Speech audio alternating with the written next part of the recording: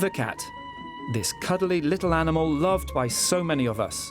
Nothing is softer, more refined, more rare than the warm living coat of a cat, wrote the author Maupassant.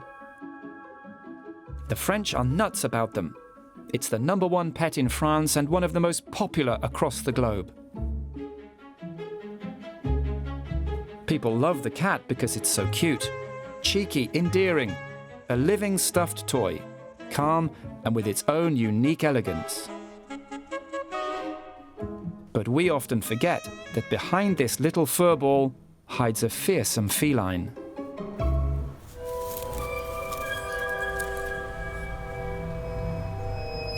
So, from time to time, this predator likes to remind us of its hunting skills. From rodents to birds, via reptiles and insects, our pussycat's prey barely stands a chance.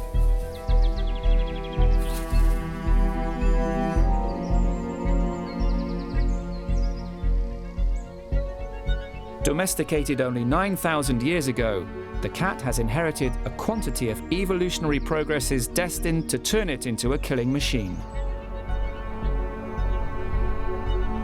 In the four corners of the earth, its victims are on the increase, especially on islands, which are closed off and extremely fragile reservoirs of biodiversity. While a large number of species are facing extinction, the presence of this carnivore could even be a major threat to some endangered animals. The International Union for the Conservation of Nature, the main guardian of the world's biodiversities, has listed the cat as one of the planet's most aggressive and destructive species.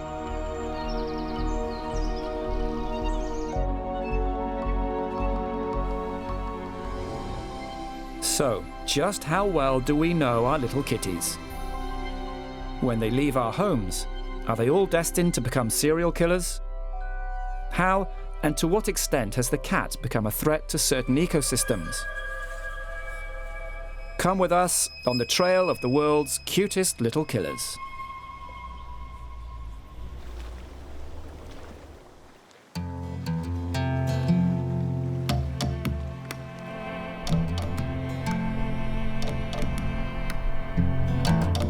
New Caledonia. This French archipelago in the Pacific has one of the richest biodiversities on the planet. Its forests, with more than 80% of species native to the islands, are home to a multitude of unique animals.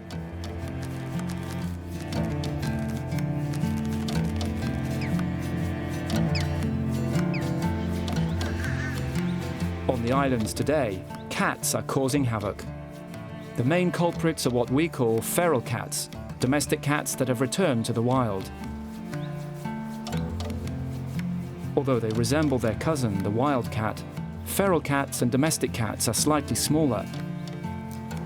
And they're a different species, despite sharing common traits like being timid, yet fierce loners. In New Caledonia, like on many islands, feral cats hunt numerous native species. Species which, in these places cut off from the rest of the world, haven't evolved in the company of such predators. The animal and plant populations have undergone their own evolution in a closed space. Hence their remarkable originality, but also great fragility in the face of invasive species. Like here with the cat, which arrived on the island of Grande Terre with the first Europeans in the late 18th century.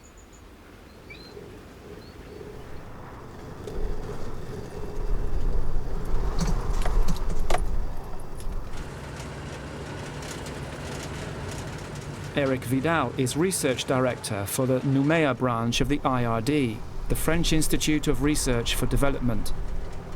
He's heading a research program on the impact of feral cats on the local fauna. The biodiversity of New Caledonia is very specific. Like on many of the planet's islands, it's mainly made up of native species, ones which aren't found anywhere else. Very localized and atypical species. So the threat from feral cat populations hangs over species that are already naturally fragile.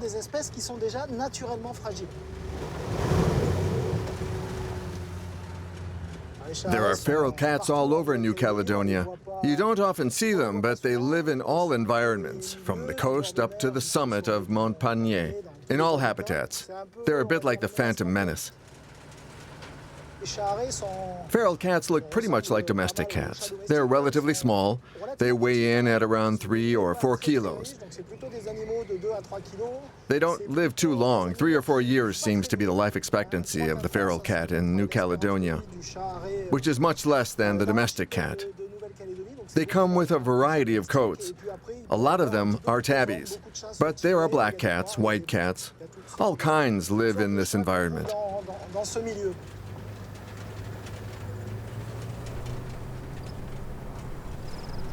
On the Pindai Peninsula, on the west coast of Grande Terre, the shoreline is home to numerous seabirds, prey that's particularly appreciated by the feral cats. Among them are the shearwaters. 6 species among the 30 or so identified in the world live in New Caledonia.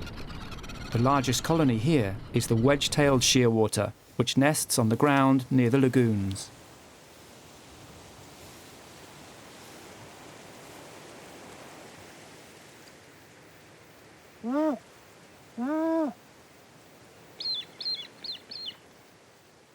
There's a young shearwater inside the burrow.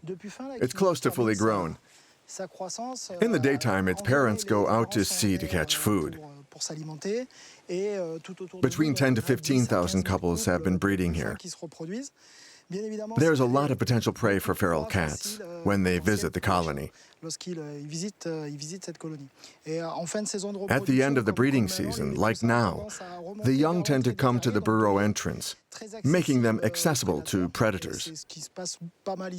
That's the bad thing here. We estimate that about 1,000 shearwaters are eaten every year by the peninsula's feral cat population.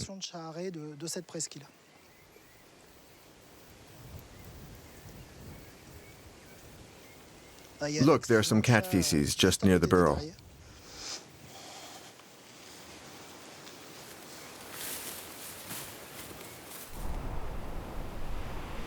New Caledonia is home to 10% of the world population of wedge-tailed shearwaters, but they're starting to reduce in number, to such an extent that the International Union for the Conservation of Nature has placed it on its red list.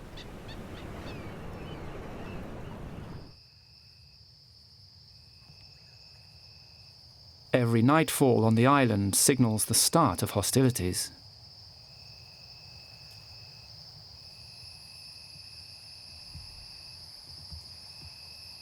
The shearwaters aren't at all fearful, for during their thousands of years of evolution they've never encountered a predator. No cats lived on the island. As long as we stay close by, this shearwater isn't in danger, because feral cats avoid humans. But once we've gone, it'll be another story. A cat that knows there's a tasty seabird at paw's reach inside its burrow doesn't give up easily.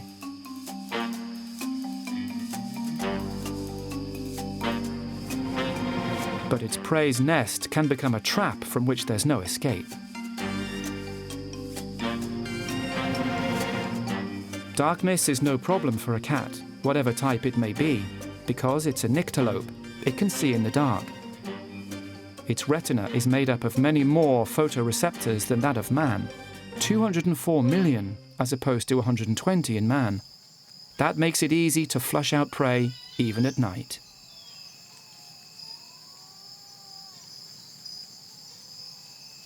All cats share this exceptional nocturnal vision, whatever their habitats.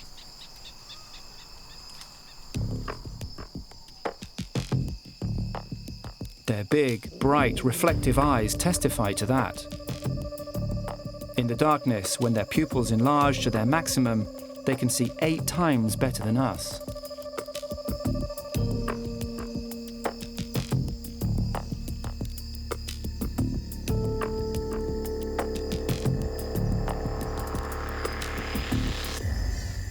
What's more, they're also equipped with their long moustache, which we call whiskers. These capture vibrations and the slightest air movement, constantly giving them updates on their surroundings. The perfect tool for night hunting.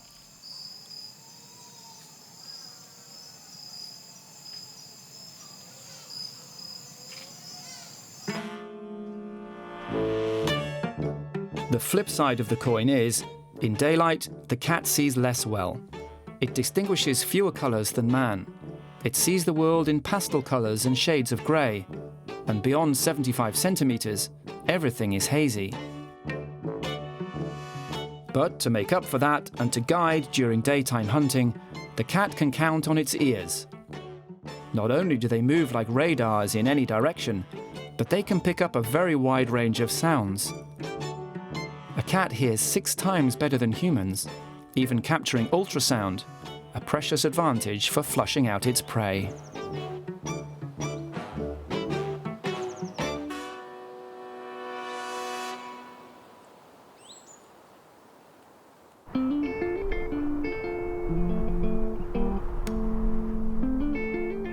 In New Caledonia, 17 bird species are thought to be endangered. The feral cat is all the more fearsome, since this carnivore is an opportunist capable of attacking a wide range of species, among them lizards. There are 67 species on the island, 59 of which are endemic. Pauline Palmas and Hervé Jourdain also work for the IRD. They're assessing the impact of feral cats on native reptiles.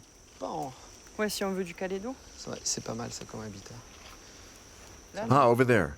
Yes, over there, look. Did you get it? No. I got it. Oh, it's a young one. A handsome male.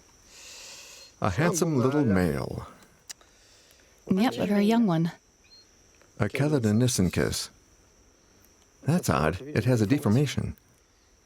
Oh, yes, a double tail. 2 tails, that's strange. He's mature. This is one of the species the cats feed on most. They're found pretty much everywhere. But the genus has 16 other species. That's very symptomatic of the wealth of small Caledonian lizards.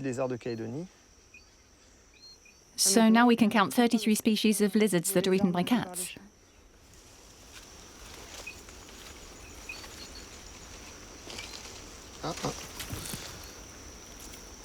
Ah, I've found a skink. Very cute. The marble-throated skink is the one we've found most often in cat feces, and all over New Caledonia in forested areas. What we analyse in cat feces are the lizard scales, because from one species of lizard to the next, bones don't differ much. Apart from that, the jawbone helps distinguish between geckos and lizards.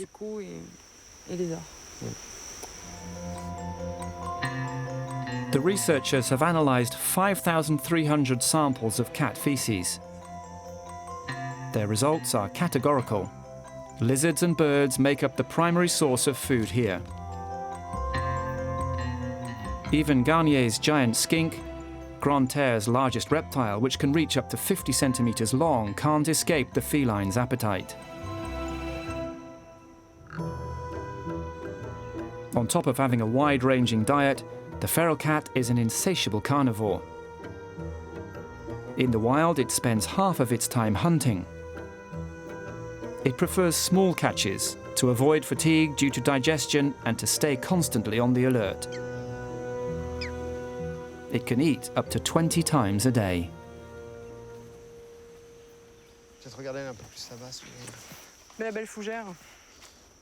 To better assess the feral cat's threat on the island, the researchers need an estimation of their population.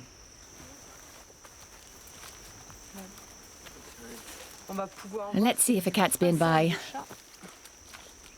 As feral cats are difficult to observe, they must equip themselves with technology.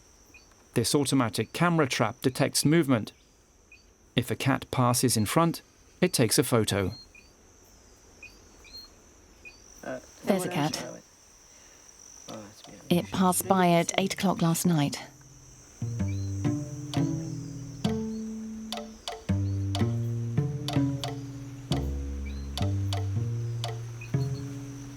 Maybe it's the same one. I can't tell from the details in the tail. This is a daylight photo.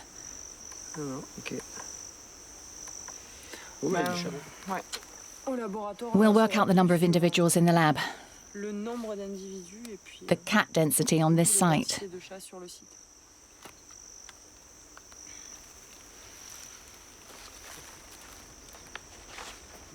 The researchers put the island's feral cat population at around 60,000, a density of 3 animals every square kilometre.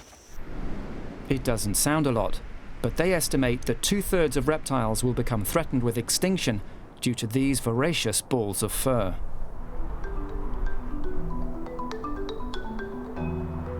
Their ability to adapt to any environment is remarkable. They just need a supply of fresh meat.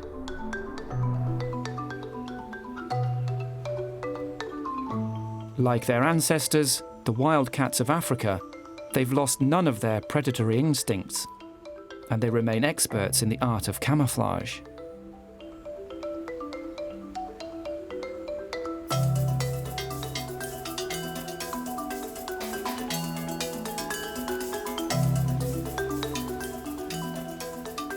Their coat allows them to blend into the background.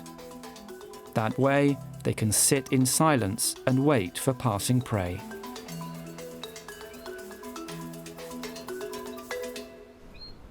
Whatever the environment, they're able to adapt their hunting skills, even in the least expected places.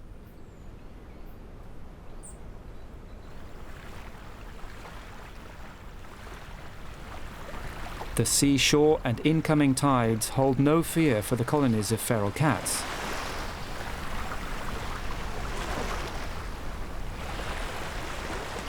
They've become quite accustomed to hunting close to the water's edge.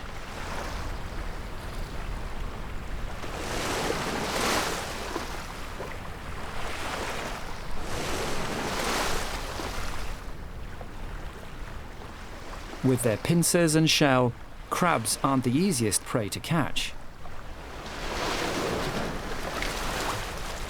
But these starving cats haven't had their final say.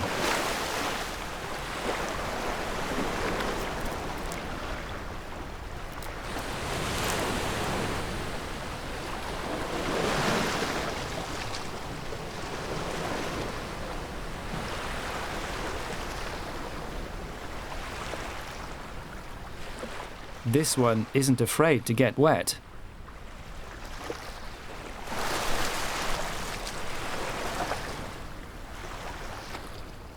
And sometimes a flick of the paw is enough to harpoon a fish. We already knew how well they hunted in the forest, but they seem to have developed a real talent for fishing here.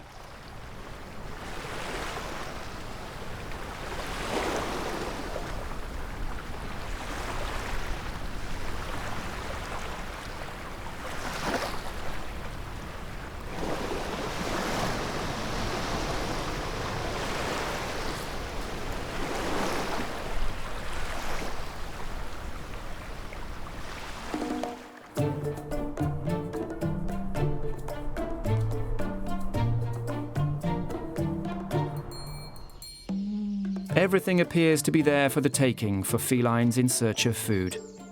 They colonize a space depending on the potential food it contains. These high-performance hunters aren't bothered about fine dining.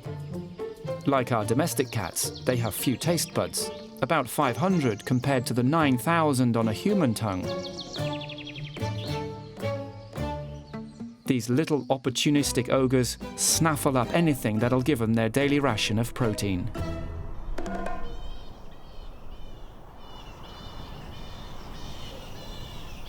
Even the New Caledonia flying fox cannot avoid the ferocious predation of the feral cats, and that's despite living in the treetops.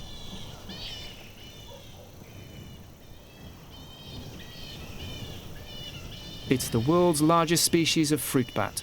Some have a wingspan of 1 meter.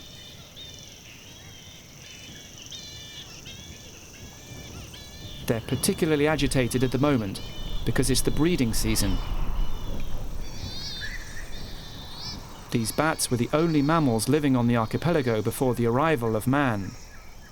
Today, due to overhunting and the fact that female flying foxes only produce 1 young a year, their population has severely declined.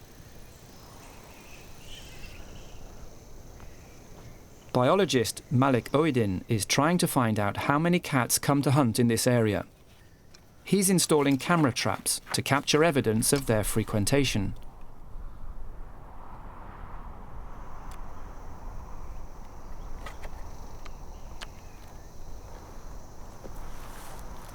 And after a few nights, he already has his first clues.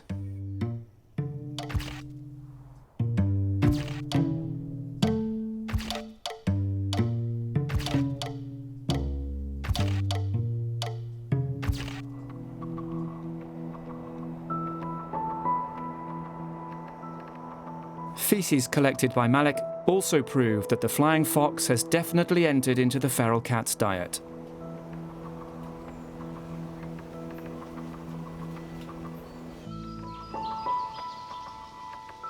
But how do these small felines manage to catch such creatures? Not only do these carnivores feed on everything, but their agility places them very high up in the food chain.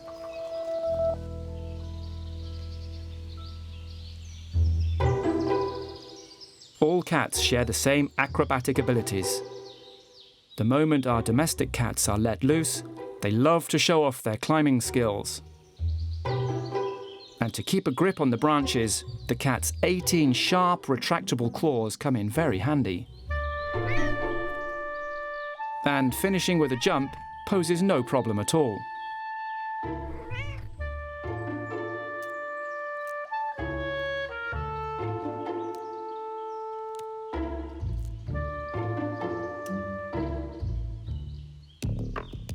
A cat lands with such ease due to the incredible flexibility of its back, but also thanks to its legs, which work like genuine shock absorbers. Jumping from 2 floors up or leaping horizontally 4 times its own length is child's play for a cat.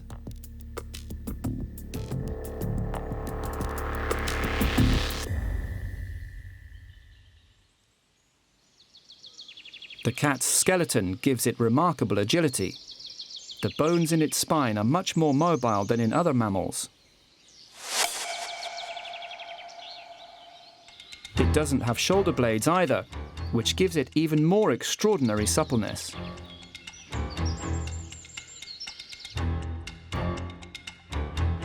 In the case of a fall, this great flexibility enables a cat to turn over and fall safely on its legs nearly every time. This ability is known as righting reflex, an aptitude already mastered at the young age of 2 months.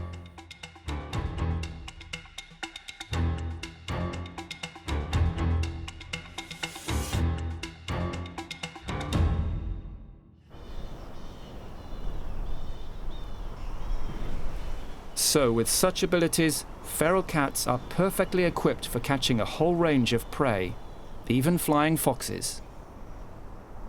It's not just the fauna of New Caledonia that's suffering from the predatory talents of feral cats. On Reunion Island in the Indian Ocean, the feral cat is threatening Barrow's petrel, a species of seabird that's listed as endangered. In French Polynesia, it feasts on native ground doves. In Guadeloupe, in the Caribbean, the endemic Lesser Antillean iguana is a favorite on the feral cat's menu. Its impact is being felt on at least 20 islands, but on the mainland too.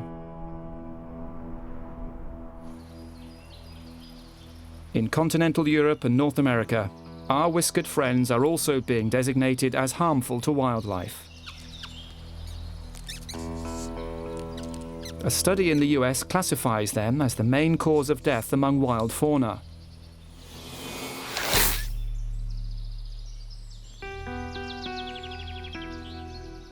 They're believed to kill 117 birds every second. In Germany, an estimated 30 million birds perish in their claws every year.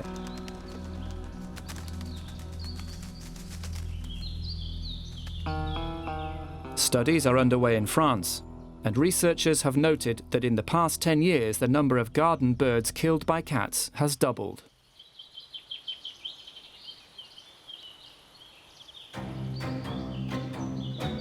Despite 9,000 years of domestication, predatory instincts of the domestic cat remain intact. Unlike the dog, which has evolved a lot in the company of man, the cat has kept practically the entire genetic heritage of its ancestor, the African wildcat. Paleogenetic studies have recently confirmed that our cute little kitties remain right down to their last genome, carnivorous and solitary predators.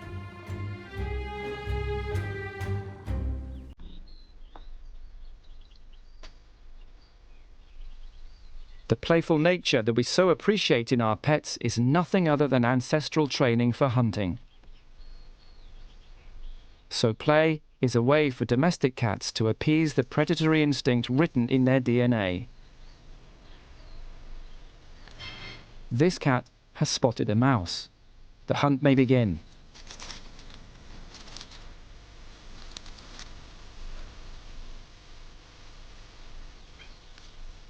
The mouse has hidden off the ground in a bush.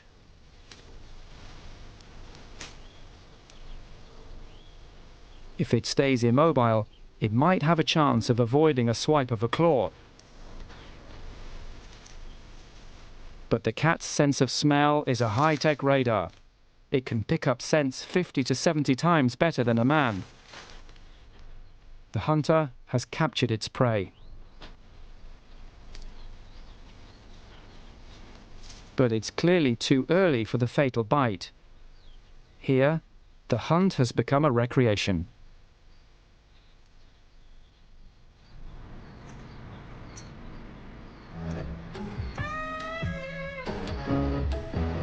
Never has the game of cat and mouse been as true to its name.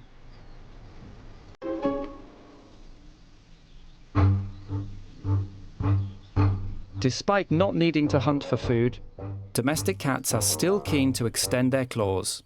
Here's an experiment to prove it.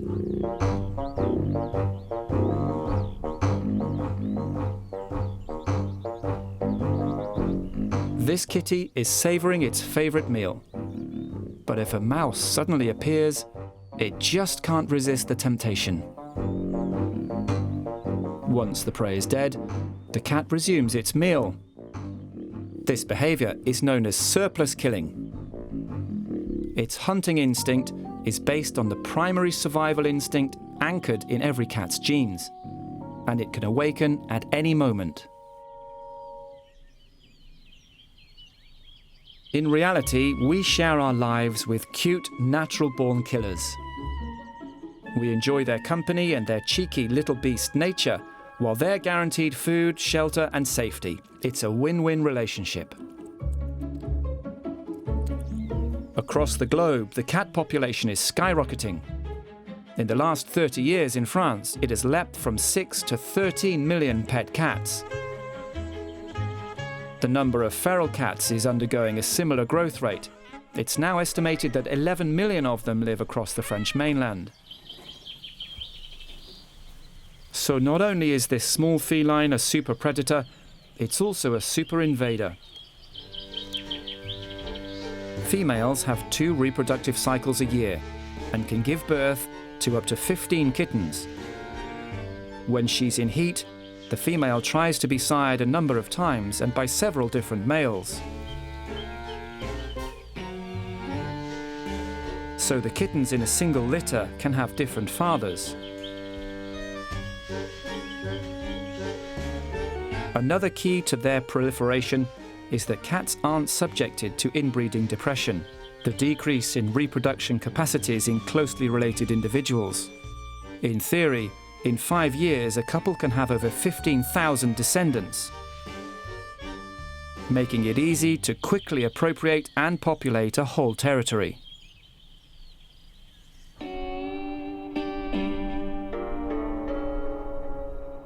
That's what happened in Australia, where the feral cat has caused havoc. On the continent island, almost 90% of animal species are native. But 10% of that 90 have disappeared due to the cat, which has proliferated since being introduced by colonists in the late 18th century. A genuine scourge, which the government is taking very seriously. In 2015, it took a drastic measure to cull 2 million feral cats by 2020 in order to protect endemic fauna. In this war against feral cats, all is fair. Traps, poisons, game wardens encouraged to hunt. A 44-kilometre-long electrified fence has been erected to create a zone free of predators in the centre of the country. But culling isn't to everybody's taste.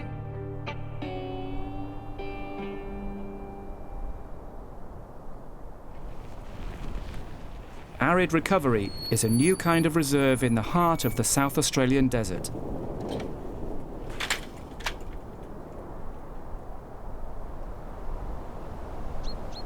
Here, scientists who are convinced that culling isn't the answer are exploring other possibilities.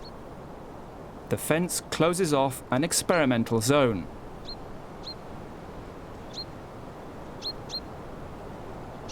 It's anchored deep in the ground and the top has been curved to prevent feral cats climbing in.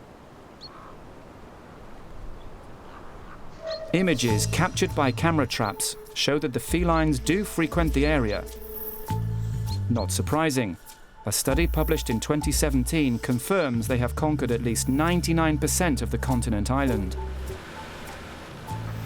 The objective of the arid recovery scientists isn't to create a securitized Noah's Ark, but to allow prey to live together with a reduced number of predators. This way, they hope to observe, after several years of cohabitation, an evolution in the species threatened by feral cats.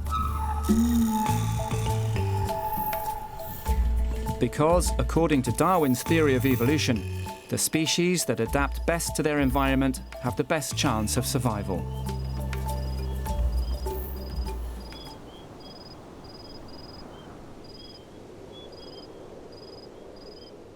One of the feral cat's preys in Australia is the kangaroo rat. This marsupial's population is in decline, around 70% in the last 30 years. Like the shearwaters of New Caledonia, it didn't evolve in the company of predators such as the cat.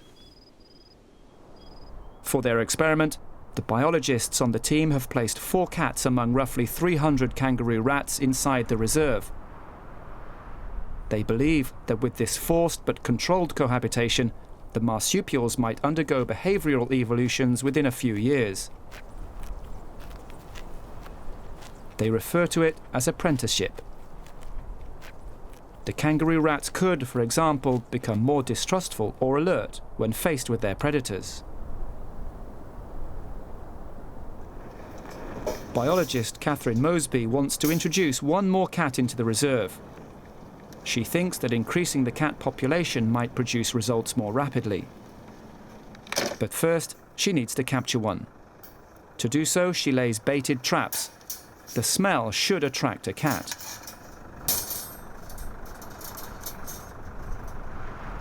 A bit of talc around the trap to see if a cat has been by.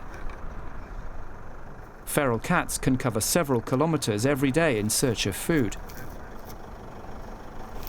You got more tracks over there. Yeah. They really like this sandy bit.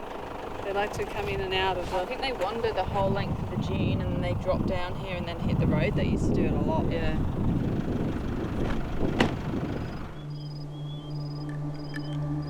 Despite what seem like hostile conditions, the cat is comfortable in this desert environment.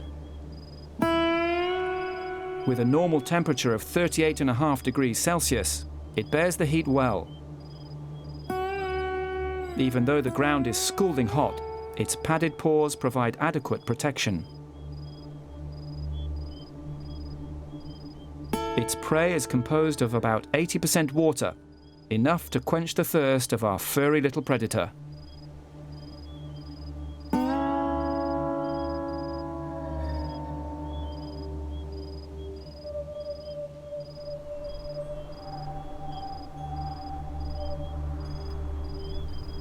Dawn breaks back at the reserve. A feral cat has been caught in the trap.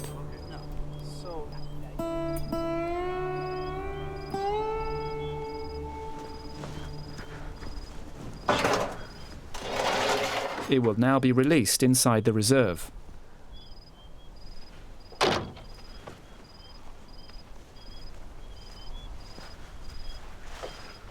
Is the next trap just here or is it a bit further?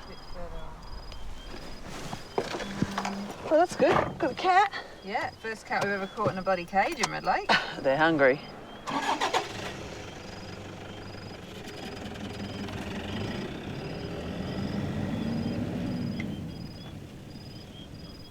Before being released inside the reserve, this young female weighing 3 kilos will be fitted with a radio collar and GPS. This will enable the scientists to track her movements. It is squishing its neck in, so it won't be the easiest one. The arid recovery scientists began carrying out experiments 4 years ago. Yeah. Now if you close the door. Yeah. 1, 2, 3. Drag it out.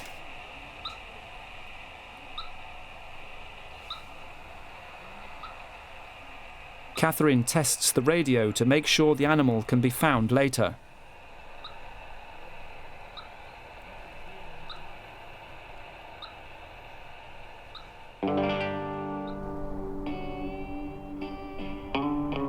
It's time to release the female cat into the reserve. The team will monitor her behaviour for at least the next year.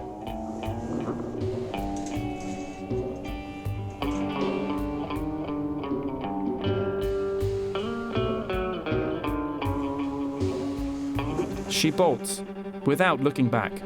Soon, she'll be hunting.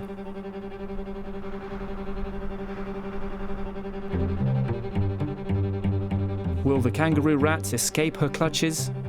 Will they become more distrustful or more furtive after exposure to these felines inside the reserve?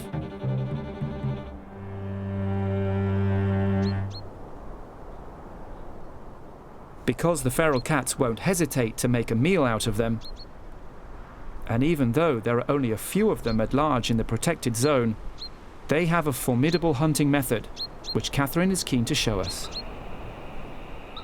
The scientists set out to locate one of the feral cats they've been monitoring these last few weeks inside arid recovery. Like the others, it's fitted with a GPS tracking collar so it can be pinpointed at any moment. The scientists want to note the feline's regular routes in what is a new environment for it, and we'll discover that a cat, whatever type it is, never moves around by chance. It's a very methodical hunter. The antenna picks up the animal's trace nearby. They generally like to take over a kangaroo rat's burrow, but there's clearly no one home here. Further on, Catherine spots the animal's tracks. The antenna confirms its presence. Yeah, strongest around here. The cat is here, deep inside this burrow. The team will now set up a cage at the entrance to capture it.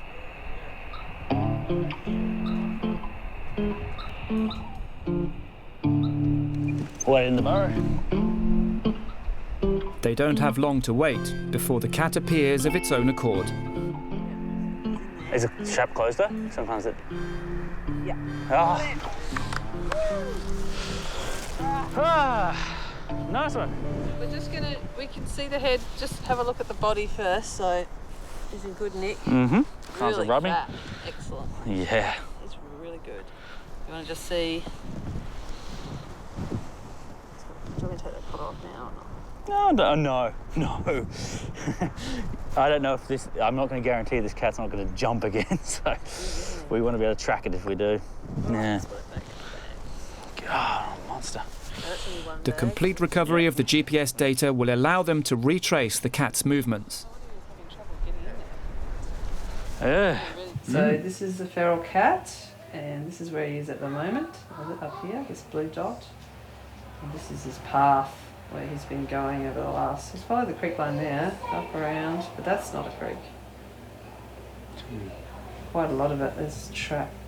There's a lot of burrows in there too. Yeah. So they don't look like clusters. The results are astonishing. In just a few weeks, the cat has already worked out where to regularly find its prey. It now goes from burrow to burrow on a repetitive basis. This is because cats of all kinds have very good memories. They're capable of memorizing places crucial to their survival.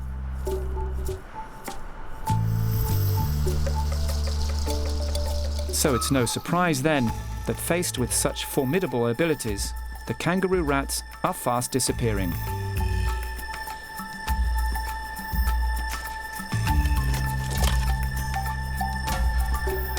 It might take generations and generations before genetic mutations might help the marsupials escape the clutches of their predators. But in terms of behavior, Catherine and her team still think changes will come about more quickly.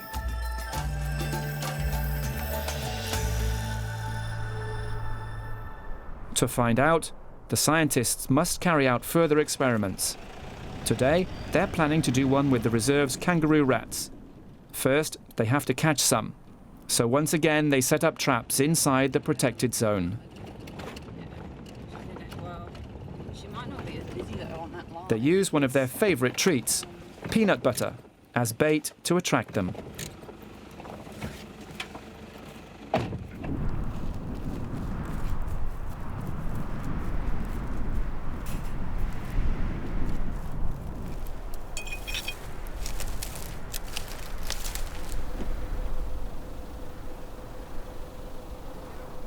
The kangaroo rats won't come out before nightfall.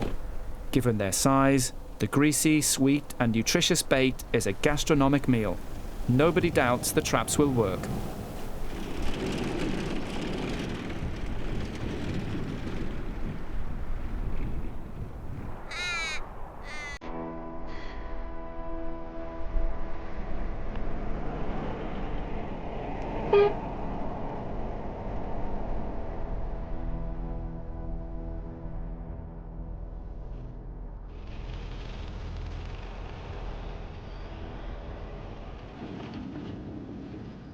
Catherine's team only has to wait 1 hour to capture their first specimen. Have you got the processing kit, Andrew? We've got a bag. Great. Well, we'll have a look at this one. It's nice and quiet. Oh, he's got a terrible ear tag. Not sure who put that one in. He's already marked, so see if he's an original one. Here you go. Okay. 3067 in the right ear. Nothing in the other ear. Just check the condition. Yeah, fair. Getting a bit skinny, but not too bad. This kangaroo rat is one of 300 marsupials monitored by the scientists. Tagging it will allow them to follow its evolution year by year. Length, weight, all of its physical characteristics are carefully noted. Tonight, 20 kangaroo rats will be trapped, and all of them will undergo the same examination. 1,860 and 10 grams.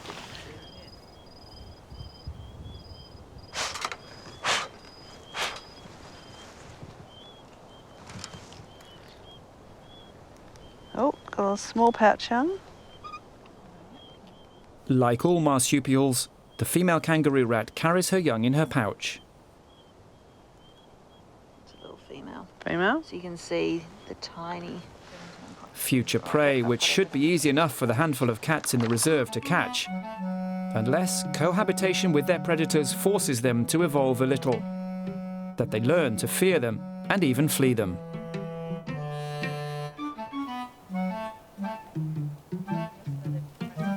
Now the marsupials have been captured, the scientists can start their experiment. Tonight, they plan on holding a special kind of race. The aim is to observe the kangaroo rat's ability to run from a cat. They want to analyse how it leaps and bounds. This big rattle will help to bring out the potential prey. Okay, Stella, are you happy to chase? Awesome. So, to go over it again, once I let him out and uncover his head, you shake, shake, shake, shake, shake for 5 seconds. If he stops, if he doesn't move, we take it away for a bit. stop shaking for a bit, give him another 5 seconds, and then try and shake it again. Okay? And we sort of run him till a bit past halfway. Yeah. And then we'll try and net him again and put him back in the bag. So I'll stop. The little marsupial's paws are covered in a phosphorescent powder, so the scientists can analyze its tracks. The experiment will be filmed in infrared.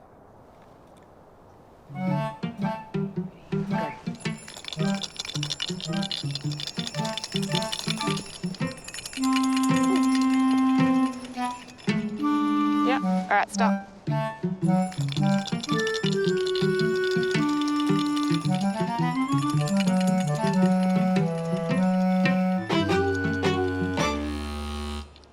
Yeah, all right, stop.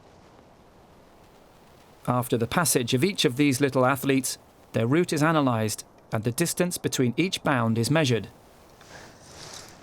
98. The results are precious to the scientists. They plan to renew the experiment every year and compare data to see whether the marsupial's flight strategy is improving with each generation. Year by year, Catherine and her team will note the slightest changes in the kangaroo rats. Behavioural or even physical changes that might indicate that these little marsupials are adapting to the presence of predators. At the moment it'll be towards bigger animals.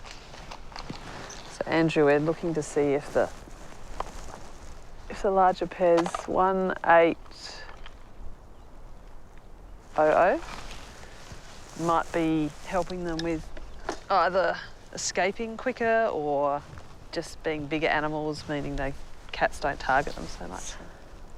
We're also seeing whether they're more aggressive or... But what we found was a lot of them are quieter in the traps than... We wonder if that's because they're trying to hide. So more sort of like hiding behaviour. Oh, we could just let them go here, I think.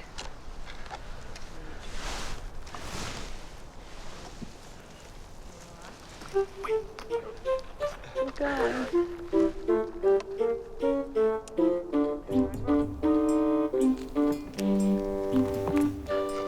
How far will these evolutions go? And will they be truly effective? Maybe one day generations of kangaroo rats raised in the reserve will be released into the wild to ensure the survival of the species. But for now, the scientists are only just starting their studies. It will take years of cohabitation, and there's no guarantee of success.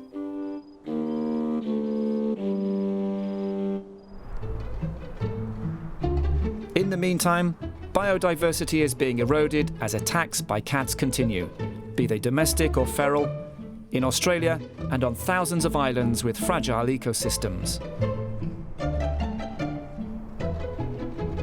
And this is just one more threat added to others that are just as impactful: climate change, deforestation, and other harmful human activities.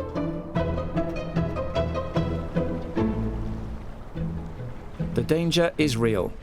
Native species are disappearing. In the long term, the so singular fauna of these unique places will lose its singularity. A vulnerability from which the continents won't escape from either, for no latitude can prevent the feline from displaying its extraordinary hunting skills. Today, it's estimated that cats have wiped out a total of 87 species of bird, 45 species of mammal, and 10 species of reptile in the 4 corners of the Earth. In Europe, even though scientific data on the impact of our kitties is hazy, the danger to small fauna is no less present. So in the future, will the cat, which has conquered our hearts along with our territories, become enemy number 1 of the biodiversity? We'll have to keep an eye on our darling purring companions, because whether it will be down to their charm or their claws, it will be impossible for us not to succumb.